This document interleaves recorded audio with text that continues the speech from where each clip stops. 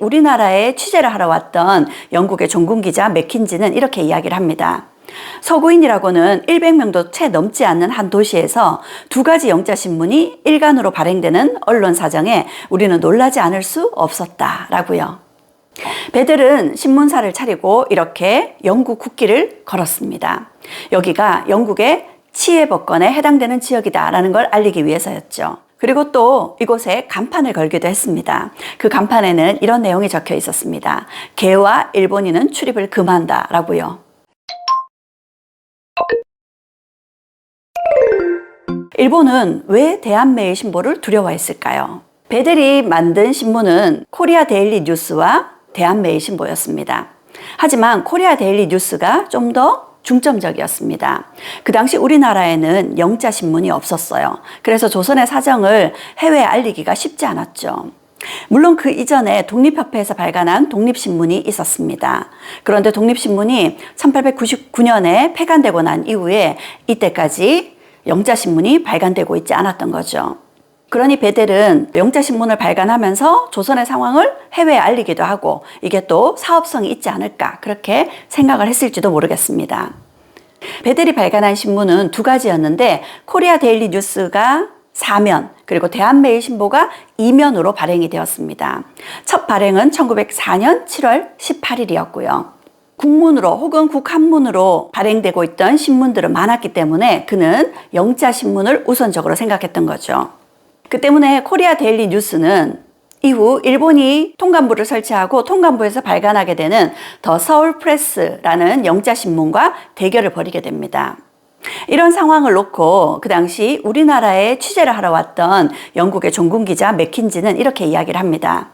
서구인이라고는 100명도 채 넘지 않는 한 도시에서 두 가지 영자신문이 일간으로 발행되는 언론 사정에 우리는 놀라지 않을 수 없었다라고요.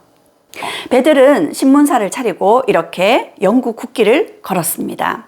여기가 영국의 치해법권에 해당되는 지역이다라는 걸 알리기 위해서였죠. 그리고 또 이곳에 간판을 걸기도 했습니다. 그 간판에는 이런 내용이 적혀 있었습니다. 개와 일본인은 출입을 금한다 라고요. 베델의 신문사는 치해법권 지역이었기 때문에 일본의 눈치를 보지 않고 항일 기사를 많이 실었습니다. 그 때문에 짧은 시간에 많은 사람들의 인기를 끌고 발행 부수가 늘어갔죠. 이런 대한매일신보를 경계한 이가 있었습니다. 이토 히로부미였습니다. 통감인 나의 100마디 말보다 신문의 일필이 한국인을 감동케 하는 힘이 더 크구나 라고요. 이렇게 이토 히로부미를 긴장하게 만든 항일신문, 그 신문이 많은 사람들에게 좋은 호응을 받을 수 있었던 것은 항일 기사를 많이 실었기 때문이었고요. 대한매일신보의 이 주필들 덕분이기도 했습니다. 주역이 되는 인물들이 여기에 있는 세 분입니다. 신채호는 우리가 다들 잘 알고 있는 이름이죠. 독립운동가이기도 하고 역사학자이기도 합니다. 글솜씨가 아주 뛰어난 분이죠. 박은식 선생은 한국통사라는 역사서를 저술한 분이시기도 하고요. 혹 나라가 망해도 정신이 살아있으면 그 나라는 다시 일어설 수 있다라고 이야기하셨던 분이시기도 하십니다. 여기 있는 양기탁이라는 분이 대한매일신보를 거의 이끌어가는 분이었습니다. 베델과 양기탁의 인연은 어떻게 시작된 걸까요? 양기탁은 영어와 일어에 능숙한 사람이었습니다. 고종의 통역을 도맡아 하는 사람이기도 했고요. 왕실의 문서들을 번역하는 일을 전담하는 이였습니다. 베델이 우리나라에 들어와서 러일 전쟁을 취재할 때 일본어는 능숙했지만 우리나라 말을 몰랐죠. 그래서 우리나라 말을 통역해줄 믿을 만한 사람이 필요했던 겁니다. 그렇게 베델과 양기탁의 인연이 시작되었고요. 베델이 영국 특파원에서 해고되고 새로운 신문사를 차리려고 했을 때 양기탁이 베델에게는 정말 믿을 만한, 함께 일할 만한 사람으로 여겨졌던 거죠. 그렇게 두 사람이 신문사를 차리면서 의기투합하게 됩니다. 양기탁과 함께 많은 글을 썼던 주필이었던 신채호 선생은 대한매일신보에 많은 항일 기사를 쓰기도 했었지만 그의 책 독사신론을 무려 50여 회에 걸쳐서 연재하기도 했습니다. 1904년 발행을 시작했던 대한매일신보의 초창기 편집국의 모습입니다. 굉장히 분주히 일하고 있는 모습이죠. 신문이 발행되던 그 시기 마침 중요한 사회적인 이슈가 있었습니다. 1904년 일본은 50년간 우리나라 전국의 항무지의 개강권을 위임해달라고 강력하게 우리 정부에 요구하고 있었습니다. 주인이 명확하지 않은 황무지들을 자신들이 개간해서 50년간 사용을 하고 이후에도 연장해서 사용을 하겠다는 무리한 요구를 해오고 있었던 거죠. 이에 우리는 크게 반발했고 일본의 황무지 개간권 요구를 받아들일 수 없다고 항의를 했습니다. 특히 코리아 데일리 뉴스에서는 윤치호가 황무지 개간권 요구를 비판하는 논설을 실었습니다. 윤치호는 이대로 가다가는 우리나라 땅의 3분의 2가 일본에게 넘어갈 수 있다라고 경고를 하기도 했습니다. 일본이 황무지 개간권을 요구하는 이런 무리한 요구를 한다는 사실이 코리아 데일리 뉴스 그리고 대한매일신보를 통해서 알려지게 되면서 국내뿐만 아니라 국외에까지 이러한 사실이 알려지게 되었고요. 국내에서는 많은 반발이 있었습니다. 결국 일본은 황무지 개간 계획을 철회할 수밖에 없었죠. 1905년 11월 17일 일본의 강압에 의해 우리는 을사늑약을 체결해야 했습니다. 을사늑약이 체결되었다는 소식을 듣고 장지연은 황성신문에 시일야 방성대국이라는 논설을 실었습니다. 장지연은 황성신문사 사장이었고 이 일로 황성신문은 정간 조치를 당하고 장지연은 구속되었습니다. 이 소식을 들은 베델은 대한매일신보에 이런 기사를 실었습니다. 을사조약은 이토우가 우리 대신들을 공갈 협박하여 강압적으로 체결하였으며 시일야 방성대국이라는 글을 쓴 이유로 황성신문 사장 장지연을 구속하고 신문을 정간시킨 것은 언어도단이다 라고 강력히 규탄했습니다. 뿐만 아니라 코리아 데일리 뉴스를 통해서 을사조약의 진상을 파헤친 한일 신조약 청약 전말이라는 특집 기사를 실었으며 을사늑약을 반대하면서 썼던 장지연의 논설 시일야 방성대국을 영문으로 실었습니다. 강제로 을사늑약을 체결해야 됐던 그 당시의 고종 역시도 영국의 트리뷴지의 기자에게 을사늑약의 부당함을 적은 밀서를 보냅니다. 트리뷴지의 더글라스 스토리 기자는 고종이 보내준 밀서를 토대로 동양의 미래라는 기획 기사를 실었고 그 기사를 베델은 대한매일신보에 그대로 실었습니다.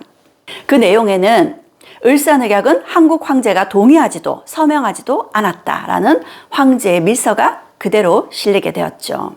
이러한 기사들이 실리게 되면서 을사늑약이 평화적으로 체결된 것이라 주장하던 일본을 굉장히 난처하게 만들었습니다. 1907년 기가 막힌 일이 있었습니다. 우리나라를 방문했던 일본의 대신 다나카라는 이가 경천사 10층 석탑을 약탈해 간 것이었죠. 경천사 10층 석탑은 높이만 해도 13m가 넘습니다. 이 탑을 140여 조각을 내어서 일본으로 가져가 버렸던 거죠. 우리의 힘이 얼마나 약했으면 이런 일까지 당해야 했을까요? 소식을 들은 베델은 현장으로 달려갔습니다. 그리고 취재한 것을 기사에 실었죠. 개성군과 풍덕면 접경 지역에 있는 경천사탑은 고려 공민왕 때 공주를 위해 옥석으로 10층 높이로 세운 수백 년 된 유물이다. 그런데 무슨 허가를 받았는지 일본인들이 그 탑을 무너뜨려 일본으로 실어간다 하기에 두 군민들이 구름처럼 몰려와 빼앗기지 않겠다고 결사적으로 맹세했다고 한다. 이러한 약탈 행위에 베델은 굉장히 분노했습니다. 그런데 분노한 이가 베델뿐만은 아니었습니다. 밀국인 헐버트도 영자신문을 활용해서 일본의 이러한 약탈 행위를 국제사회에 알리기 시작했습니다. 이들의 활동으로 결국 압박을 받은 일본은 경천사 10층 석탑을 돌려줄 수밖에 없었죠. 10여 년 만에 어렵게 경천사 10층 석탑을 돌려받을 수 있었습니다. 그래서 지난 2005년에는 국립중앙박물관 로비에 경천사 10층 석탑이 위용을 자랑하며 세워질 수 있게 되었죠. 이처럼 베델과 헐버트는 우리 문화유산을 찾아준 은인이기도 합니다. 1907년 고종은 우리가 억울하게 을사늑약을 체결하고 외교권을 빼앗겼다는 것을 국제사회에 호소하기 위해서 네덜란드의 헤이그로 특사를 파견합니다. 국내에서 출발했던 이준, 그리고 블라디보스톡에서 합류한 이상설, 그리고 상트페테르부르크에서 합류했던 이휘종, 이들 세 사람은 네덜란드 헤이그까지 일본의 눈을 피해 무사히 도착했지만 안타깝게도 헤이그에서 열리는 만국 평화회의장에는 들어갈 수가 없었습니다. 이들이 그 당시 조국을 위해서 할 수 있는 일은 많지 않았습니다. 이 때문에 비분 관계에서였을까요? 아니면 스트레스가 너무 컸을까요? 네덜란드 헤이그에서 이준 열사가 순국하고 말았습니다. 대한매일신보에서는 이준 열사의 자결이라는 이름으로 이를 호해로 다루었습니다. 1907년에는 국채보상운동도 있었습니다. 2천만 인민들이 3개월 동안 흡연을 금지하고 그 대금으로 한 사람에게 매달 20잔씩 거둔다면 1,300만 원을 모을 수 있을 것이다. 나라가 갚지 못하는 빚을 국민들이 갚자고 일어난 캠페인이었습니다. 대한매일신보에서는 이러한 캠페인이 성공을 거두기 힘들다고 생각했습니다. 그래서 대한매일신보를 추종하고 믿고 있던 백성들이 대한매일신보에 성금을 보냈지만 대한매일신보에서는 처음에는 그 성금을 받지 않았습니다.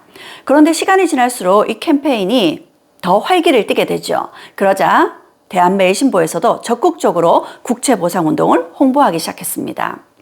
국채보상의원금 광고를 싣고 국채보상 성금을 낸 사람들의 명단을 공개하기도 했습니다. 신채호 역시도 대한매일신보를 통해서 보종보국론이라는 국채보상운동을 활성화시키기 위한 논설을 실기도 했습니다. 대한매일신보에는 국채보상운동에 성금이 쇄도하고 있었고 대한매일신보에서는 이들에게 의원금에 대한 영수증을 발급하기도 했습니다. 국채보상운동의 활기 때문일까요? 이 시기 대한매일신보의 발행부수가 10,000부를 훌쩍 넘어섰습니다. 1907년 네덜란드 헤이그에 특사를 보냈다는 이유로 고종은 강제 퇴위를 당해야 됐습니다. 고종의 강제 퇴위 이후 일본은 대한제국의 군대마저 해산시켜버렸습니다.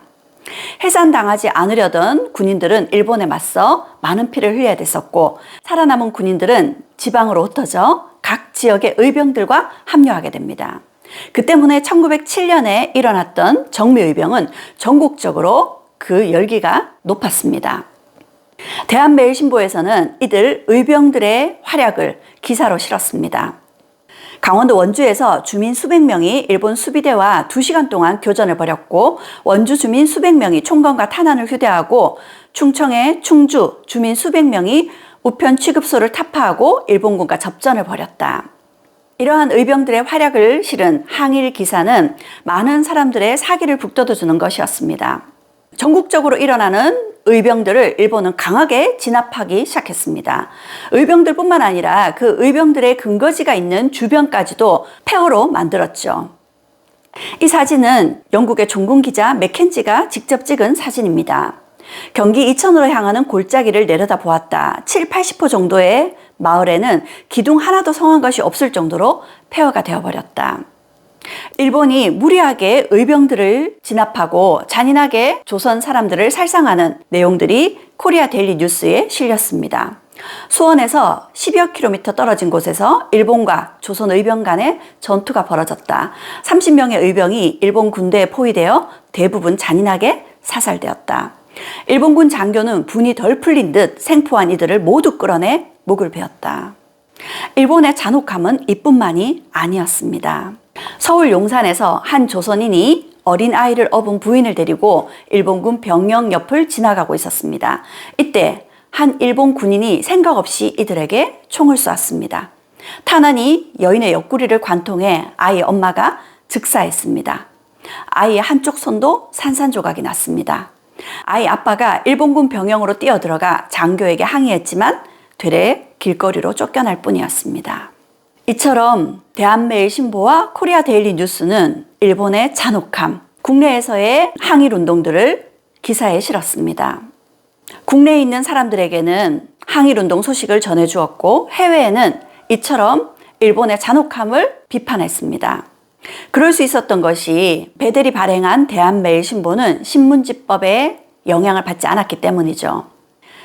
당시 통감부에서 만들었던 신문지법은 조선인들이 발행하는 신문에만 해당되었습니다.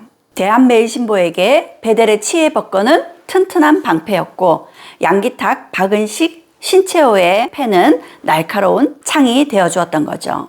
고종은 이런 베델에게 신문과 통신의 정권자로 위임한다 라며 그에게 위임장을 수여해 주었습니다. 그리고 대한매일신보가 서양인의 경영으로 항상 한국에 유리한 기사를 게재하고 있다. 그런데 이 신문이 재정난으로 어렵다는 말을 듣고 그 출판을 위하여 지원금을 하사하고자 하였다는데 1,000원을 하사했다는 내용이 실려 있습니다. 이처럼 많은 사람들의 지지를 받는 대한매일신보는 1907년 발행 부수를 1만 부를 넘겼고 다른 신문사들의 발행 부수를 모두 합한 것보다 더 많았습니다. 그 당시 가장 영향력 있는 신문이었던 거죠. 그러니 일본 입장에서도 가만히 두고만 볼 수는 없었습니다. 일본은 영국 정부에 강력히 요구했습니다. 베델을 추방시키거나 그의 신문을 폐간시켜달라. 그렇지 않으면 외교 마찰도 불사하겠다. 영국 입장에서도 일본과 외교적 마찰은 피해야 되겠지만 그렇다고 베델을 추방시킬 수는 없었습니다. 베델을 추방시키게 되면 동아시아에서 가지고 있는 영국의 치외 법권에 좋지 않은 선례가 될 수도 있었거든요. 그래서 고심하던 끝에 영국은 베델을 법정에 세우기로 합니다. 일본에서는 이토 히로부미가 베델을 상대로 고소장을 접수시켰습니다. 그 내용은 대한매일신보가 조선인들을 선동시켜 소요를 일으키거나 공안을 침해할 우려가 있다는 것이었습니다. 이 때문에 재판이 벌어졌습니다. 주한 영국 총영사관에서 열리는 재판이었는데요. 이 재판은 조선 그리고 영국, 일본이 함께한 동양 역사상 특이한 재판으로 시선이 주목되었습니다. 재판은 1907년과 1908년 두 차례나 이루어졌습니다. 첫 재판은 1907년 10월 14일에 있었습니다. 일본 측에서는 대한매일신보가 항일 의병들에 대한 기사를 많이 싣고 있어서 일본과 조선 간의 사이를 이간질시키고 있다. 이렇게 주장했습니다. 그러자 이에 맞서서 베델 측에서는 일본이 대한제국을 강제로 병합하려고 하고 조선 사람들을 핍박하기에 이와 같은 기사를 사실대로 실은 것일 뿐이다. 이렇게 반박을 했습니다. 그렇게 재판에서 설전이 이어졌지만 재판의 결과는 베델에게 내려진 6개월 근신처분과 서약 보증금 300파운드였습니다. 많은 사람들이 이 재판 결과에 항의했고 베델의 서약 보증금을 마련하기 위한 많은 성금들이 모였습니다. 재판의 결과에도 불구하고 대한매일신보의 항일 기조는 전혀 수그러들지 않았습니다. 그러던 중 1908년 3월 23일 샌프란시스코 페리 부두에서 스티븐스가 살해되는 사건이 발생했습니다. 스티븐스는 일본이 제안했던 조선의 외교 고문이었습니다. 그는 조선의 외교 고문이었지만 일본의 편에 서서 일본이 조선을 위해서 조선을 식민지화하는 것이고 조선인들 역시도 일본의 식민지가 되는 것이 훨씬 이롭다. 이렇게 거짓으로 해외에 홍보를 하고 다녔습니다. 그런 그가 미국을 방문했고 미국의 샌프란시스코에서 워싱턴으로 가기 위해서 부두에 나와 있었습니다. 그런데 그 순간 두 명의 한인이 스티븐스를 저격했고 스티븐스가 중태에 빠졌다는 기사가 났습니다. 스티븐스를 중태에 빠뜨렸던 두 한인은 전명훈과 장인환이었습니다. 전명훈은 스티븐스에게 총을 겨눴지만 총알이 발사되지 않아서 총으로 그를 가격하고 달아나던 중이었고 장인환은 스티븐슨을 쏘기 위해서 총을 쐈는데 그 중에 한 발은 전명훈의 어깨에 나머지 총알은 스티븐스의 복부를 관통하고 며칠 후 스티븐슨은 결국 죽고 말았습니다. 놀랍게도 이 사건은 전명훈과 장인환이 서로 일면식이 없는 사이였는데 같은 날, 같은 시간, 같은 장소에서 같은 사람에게 총을 겨눈 사건이었죠. 이 사건으로 인해서 스티븐스가 그동안 해왔던 말들이 모두 사실이 아니었다는 것이 미국 사회에 알려지게 되었습니다. 이 사건을 대한매일신보에서도 다루었습니다. 대한매일신보에서는 만일 장인환 전명훈의 피가 아니면 우리의 원통한 것을 세계 만국에 공표했을까? 오호라, 한국 독립은 곧 오늘이요. 한국 자유는 곧 오늘이니 우리의 큰 뜻을 이룰 날이요. 라고 이 사건을 크게 보도했습니다. 이러한 사건에 일본은 또 큰 자극을 받았습니다. 그래서 다시 베델을 재판정에 세우게 되었죠. 두 번째 재판은 1908년 6월 15일에서 18일에 걸쳐 이루어졌습니다. 미국에서 직접 재판관이 국내로 들어와서 이루어진 재판이었습니다. 일본 측에서는 대한매일신보의 이러한 항일 기사들이 한국 사람들로 하여금 일본에 대한 부정적인 감정을 불러일으키게 한다라고 크게 항의를 했고요. 결국 재판에서는 이런 선고가 내려졌습니다. 베델에게 3주간 금고형 그리고 6개월 근신에 처한다는 것이었습니다. 당시 국내에는 영국인을 수감할 수 없었습니다. 그래서 베델은 배를 타고 상해에 있는 영국 감옥에 수감되어야 했습니다. 3주간의 금고형이었지만 베델에게는 충격적인 일이었죠. 뿐만 아니라 일본은 대한매일신보의 발행을 방해하고 양기탁을 국채보상운동 성금을 횡령했다는 누명을 씌워 구속시켜버렸습니다. 양기탁뿐만 아니라 대한매일신보가 국채보상운동 성금을 횡령했다는 오명을 쓰게 되었으니 배들이 받는 스트레스도 굉장했을 겁니다. 양기탁과 대한매일신보의 누명은 벗겨졌지만 이러한 일들을 겪으면서 베델은 크게 건강을 잃게 되었습니다. 우리는 베델을 푸른 눈의 한국인이라고 합니다. 왜일까요?